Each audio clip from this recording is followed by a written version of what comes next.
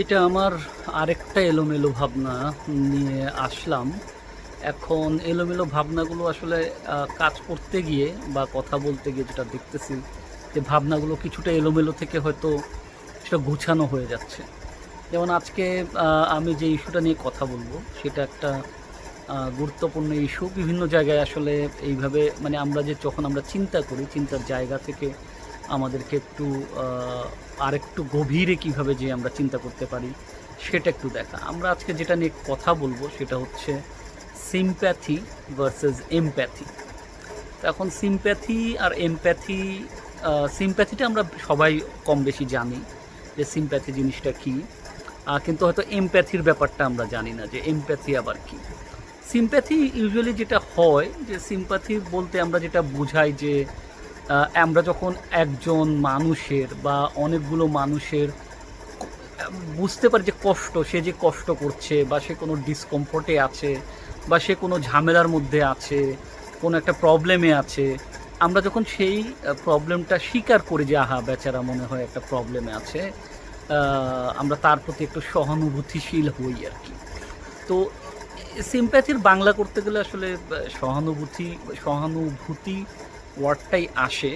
So সিম্প্যাথিটা বলতে হচ্ছে যে এটা যে মোর অফে আমরা একজনের যে আরেকজনের যে কষ্ট, দুঃখ বা যে সমস্যার মধ্যে আছে তার ইমোশনগুলোকে আমরা একটু বোঝার চেষ্টা করি বা রেকগনাইজ করি বা মনে করি যে আহা বেচারা খুব কষ্ট আছে। ধরেন আপনার কোনো বন্ধু পরীক্ষায় ফেল করলো, ফাইনাল পরীক্ষায়। তখন আপনি চিন্তা করলেন যে আহা তাই তো, আপনি আপনার যেহেতু আপনার ফ্রেন্ডের প্রতি আপনার একটা সহানুভূতি সবসময় থাকে, সো আপনি হয়তো তখন তাকে বললেন যে আহারে তুই তো ফেল করছিস, আমার আসলে খুব কষ্ট লাগতেছে।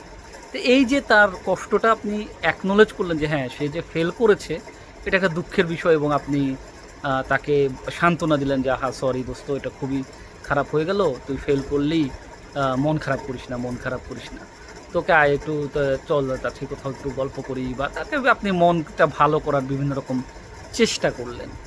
এই যে এগুলো হচ্ছে সিম্প্যাথির একটা ব্যাপার। সিম্প্যাথি অনেক সময় যেটা দেখা যায় যে ইমোশনাল সাপোর্ট, আহারে আচ্ছা তুই কষ্ট পাইছিস, ঠিক আছে চল তোর সাথে বসে একটু গল্প করি, অথবা তো চল তোকে কোথাও ঘুরাই নিয়ে আসি, তাই না? তারপর আপনি তার প্রতি যে কেয়ার করছেন, তার প্রতি আপনার একটা কনসার্ন আছে, সেই ব্যাপারটা আপনি তাকে দেখান, সেটা হচ্ছে সিম্প্যাথির একটা অংশ। অনেক সময় দেখা যায় যে সিম্প্যাথির মধ্যে যেটা হয় যে আপনি তার সাথে আরেকটু কীভাবে সে ভালো করতে পারে, যেমন ধরুন এখন পরীক্ষায় ফেল করেছে, তাহলে তুই ফেল করছিস, তাহলে কীভাবে সে যাতে ভবিষ্যতে পাস করতে পারে আপনি হয়তো সেই কথাগুলো বললেন।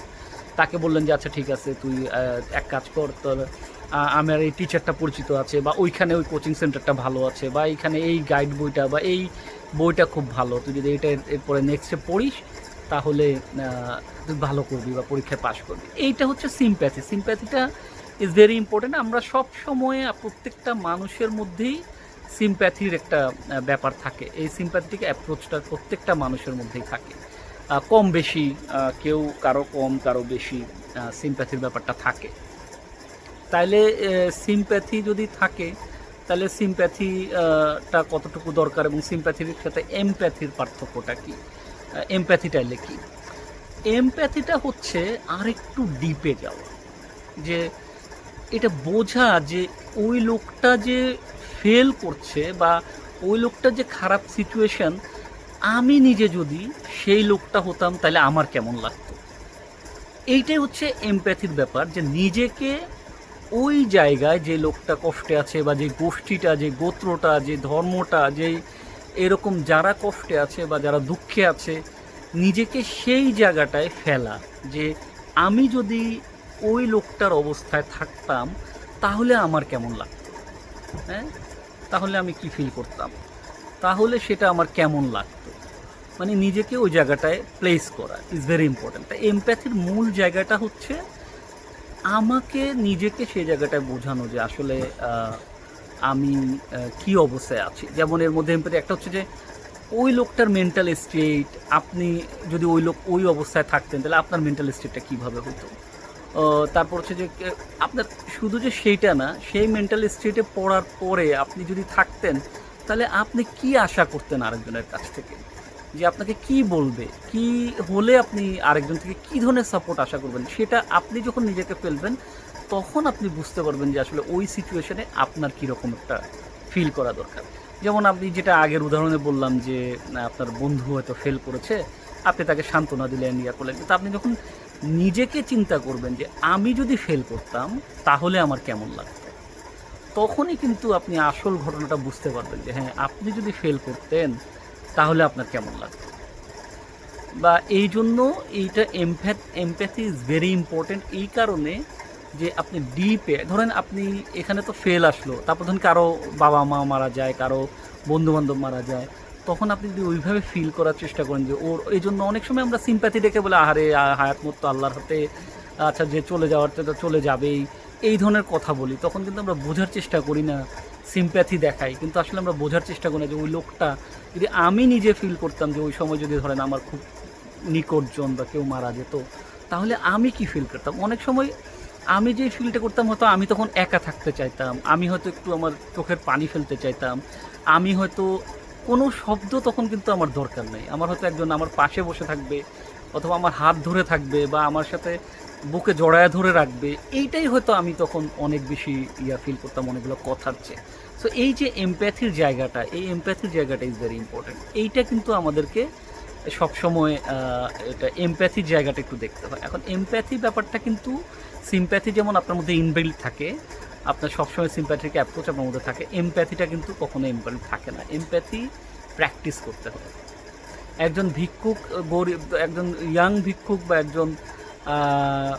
একজন বুড়ো ভিক্ষুক কেন ভিক্ষা করছে বা ওই সিচুয়েশনে এমপ্যাথির জায়গায় যেতে হলে আপনি কিন্তু একটু ডিপে যাবেন। যখন একজন ভিক্ষুককে আপনি দেখে ভাবলেন যে আমি যদি ভিক্ষা করতাম, তখন আপনি কিন্তু বোঝার চেষ্টা করবেন যে আমি কেন ভিক্ষা করতাম, ওই লোকটা ভিক্ষা করছে বা ওই লোকটা এই খারাপ সিচুয়েশনে আছে, আমি ওই সিচুয়েশনে কেন পড়তাম। তখন আপনার এই কেনটাও কিন্তু আপনার মাথায় চলে আসবে। তখন আপনি হয়তো তাকে জিজ্ঞেস করবেন যে আরে তো এই সিচুয়েশনে কীভাবে আসলাম, কী সমস্যা, কেমনে এটা হইলো। তখন আপনি কিন্তু আরও ডিপে যেতে পারবেন, ডিপে গিয়ে তারপরে কিন্তু এটার সমাধান করতে পারবেন। এটার ফলে যেটা হবে যে আপনাদের মধ্যে একটা ট্রাস্ট তৈরি হবে, মানুষের মধ্যে ট্রাস্ট বিল্ড হবে, একজন আরেকজনের প্রতি সহমর্মিতা বাড়বে। তো এই জন্য এমপ্যাথিটা যেটা হয় যে সবসময় এমপ্যাথিটা প্র্যাকটিসের ব্যাপার আছে, যে এমপ্যাথি কিন্তু এমনি আপনার মধ্যে গ্রো করবে না। কারণ হচ্ছে যে আপনি কেন কীভাবে আপনার মধ্যে এই কীভাবে এত ডিপে যাওয়া যাবে সেই ব্যাপারটা কিন্তু সবসময় আসে না।